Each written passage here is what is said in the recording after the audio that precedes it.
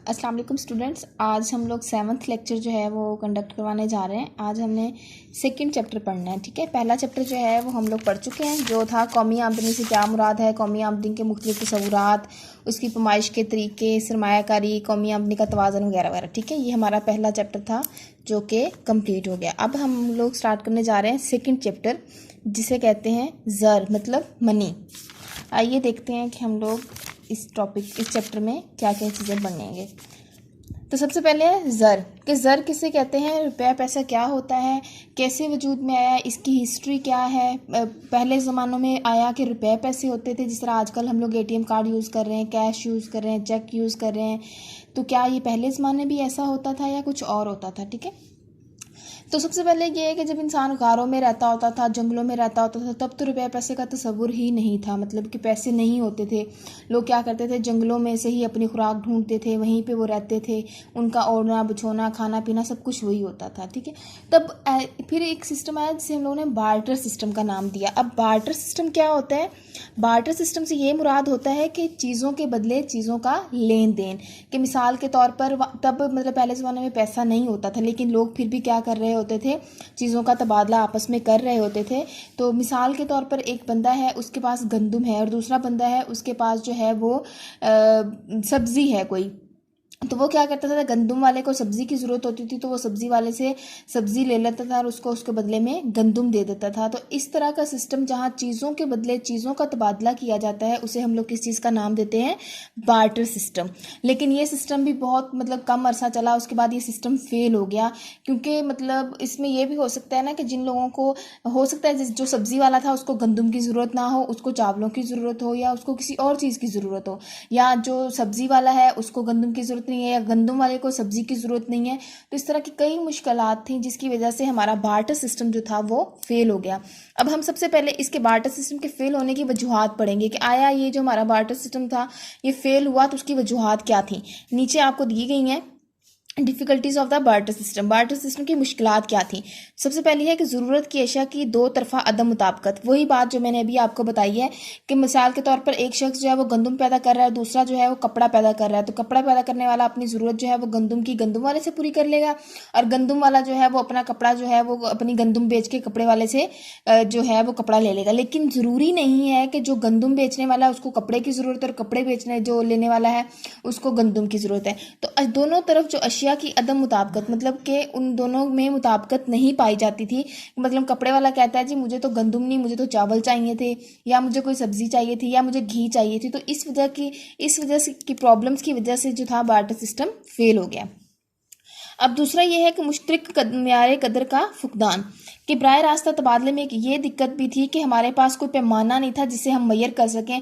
कि मिसाल के तौर पर एक गंदम वाले ने जो है वो कितने मन गंदम दी है। मतलब हम लोग किसी भी चीज़ को मैयर करते हैं तो हमारे पास स्केल होता है ना, कि अगर हम लोग किसी चीज़ का वज़न कर रहे हैं तो वेट होगा हमारे पास कि किलोग्राम है, पाउंड है। इसी तरह ऑयल है तो वो लीटर है या हाफ लीटर है, मतलब कोई ना कोई स्केल होता था। लेकिन पहले बार्टर सिस्टम में कोई भी स्केल नहीं होता था। हमें नहीं पता था जो चीज़ हम दे रहे हैं उसकी कितनी वैल्यू है और जो चीज़ हम ले रहे हैं उसकी कितनी वैल्यू है। मतलब किसी भी चीज़ की वैल्यू का अंदाज़ा हम उसकी मतलब स्केल से लगाते हैं ना, मेजरमेंट से लगाते हैं ना। कि मिसाल के तौर पर हम लोग कहते हैं जी हमारा पेट्रोल जो है ना वो 100 रुपये किलो है। ठीक है, इसी तरह हमने कहा जी हमारे पास जो गंदम है वो क्या है जी 200 रुपये किलो है या 200 रुपये मन है। ठीक हो गया। तो वहाँ पे क्या था, आपके पास कोई भी स्केल नहीं होता था। आपको नहीं पता था कि जिस चीज़ की जो चीज़ आप ले रहे हैं उसकी मालियत कितनी है और जो चीज़ आप दे रहे हैं उसकी मालियत कितनी है। इसकी वजह से भी क्या होता था, ये बार्टर सिस्टम की क्या हो गई, मुश्किलात में आ गया और बार्टर सिस्टम फेल हो गया। अब उसके बाद है जनाब आपके पास ज़ख़ीरा कदर में दिक्कत, कि आप लोग क्या करते थे, चीज़ों को हम लोग ज़ख़ीरा नहीं कर सकते थे। अब मिसाल के तौर पर सब्ज़ी आप साल के लिए उसको स्टोर नहीं कर सकते, इसलिए दूध है, अंडे हैं, मतलब इस तरह की चीज़ें हैं जिनको आप ज़ख़ीरा नहीं कर सकते। अब गंदम तो ज़ख़ीरा हो सकती है, गंदम वाले ने तो गंदम लेके ज़ख़ीरा कर ली, लेकिन अब सब्ज़ी वाला क्या 1 साल या 2 साल के लिए अपनी सब्ज़ी ज़ख़ीरा कर सकते हैं? नहीं, वो चीज़ें ज़ख़ीरा नहीं कर सकते थे।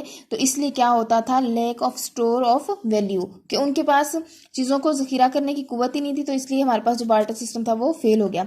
अब बाज़ अशिया का तकसीम पजीर ना होना, कि मतलब कुछ चीज़ें ऐसी थी जिनको हम लोग क्या कर सकते थे, डिवाइड नहीं कर सकते। मतलब उनको हम लोग डिवीजन कैसे करें, क्या डिवाइड करें। कि मिसाल के तौर पर एक बंदा है जी उसको 1 किलो सब्जी चाहिए और वो उसके बदले में उसके पास गाय है, तो वो क्या 1 किलो सब्जी के बदले में अपनी पूरी गाय दे देगा? या अगर गाय नहीं भी देगा तो क्या गाय का आधा हिस्सा काट कर दे देगा, या क्या उसकी टांग काट कर दे देगा, या क्या करेगा मतलब? तो इस तरह क्या था, चीज़ें आप वो जो थी वो डिवाइड नहीं हो सकती थी। तो चीज़ें डिवाइड ना होने की वजह से भी आपका बार्टर सिस्टम जो था वो फेल हो गया। क्लियर हो गई यहाँ तक? अच्छा जी, 5वां पॉइंट है इसका कि उधार लेन देन में दिक्कत। कि मतलब उधार लेते थे तो हो सकता था कि वो बंदा जिसने उधार लिया वो मुकर जाए, वो कहे कि मतलब सब्जी वाले है जो उसे वो कहे जी मैंने उस बंदे को जो है उधार अपनी गाय दी है, तो अब वो जब गाय वापस लेने जाता है तो वो कहता है ये तो मेरी गाय नहीं है, मैंने जो गाय दी थी उसका तो कलर और था, उसका तो कद और था, या वो वेट में ज़्यादा थी, या मतलब किसी भी तरह से जो है वो मुकर सकता था। तो उधार लेन देन में भी दिक्कत थी। मतलब आपके माशी हालात जो थे वो इस तरह से क्या होते गए, ख़राब से ख़राब तर होते चले गए। तो उधार लेने में काफ़ी मुश्किलात का सामना करना पड़ रहा था, जिसकी वजह से बार्टर सिस्टम क्या हो गया, फेल हो गया। फिर है दौलत की नकल पजीरी में मुश्किलात के मतलब आप लोग क्या आपके हैं दौलत को एक जगह से दूसरी जगह जो है वो मुंतकिल नहीं कर सकते थे। कि मिसाल के तौर पर आपने जो है वो जानवर एक जगह से दूसरी जगह लेके जाने हैं, या आपने क्या करना है, दो आपके पास फ्रूट हैं सब्जियां हैं उनको एक जगह से दूसरी जगह लेके जाने में बड़े ज़्यादा अखराजात आए थे। पहले ज़माने में भी आपने देखा होगा कि जो चीज़ भी एक जगह से दूसरी जगह लेके जानी होती थी तो वो क्या करते थे, बैलगाड़ी का इस्तेमाल करते थे या तांगे का इस्तेमाल करते थे।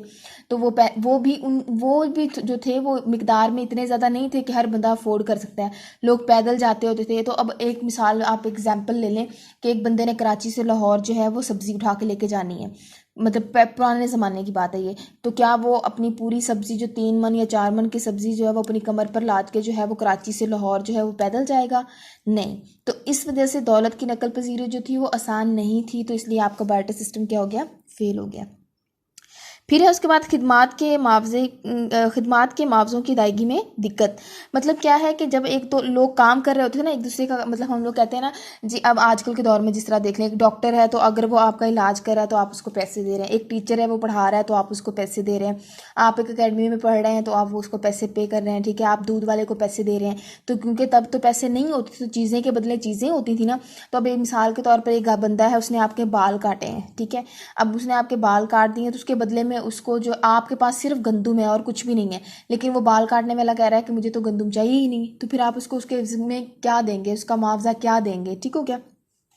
तो ये क्या होगा, मुआवजों की अदायगी में भी दिक्कत थी, तो इस वजह से ये सिस्टम फेल हो गया। फिर आपका नेक्स्ट पॉइंट आ गया कि सरकारी वसूलियों और अदायगियों के मिसाइल। मतलब जर जो नहीं था, पैसा जो नहीं था, जब रुपया पैसा हो गए, आप मिसाल के थोड़ी देर के लिए आप फ़र्ज़ कर लें कि आपके पास पैसे हैं ही नहीं और आपने चीज़ें लेनी हैं, बेचनी है, देनी है, तो आप किस तरह उसको चलाएंगे, आप वसूलियाँ किस तरह करेंगे, आप अदायगियाँ किस तरह करेंगे? तो हुकूमत का भी यही था कि उनके पास सरकारी वसूलियाँ, क्योंकि हुकूमत की वसूलियों और अदायगियों की बात कर रहे हैं ना, तो हुकूमत भी क्या करती, कब तक मतलब वो गंदुम और चावल और मतलब इस तरह की चीज़ें करके मतलब परचेज़ करते या उसको सेल कर रहे होते। तो इस वजह से हुकूमत की भी अदायगियाँ जो थी वो फेल हो गई। क्लियर हो गई यहाँ तक बात?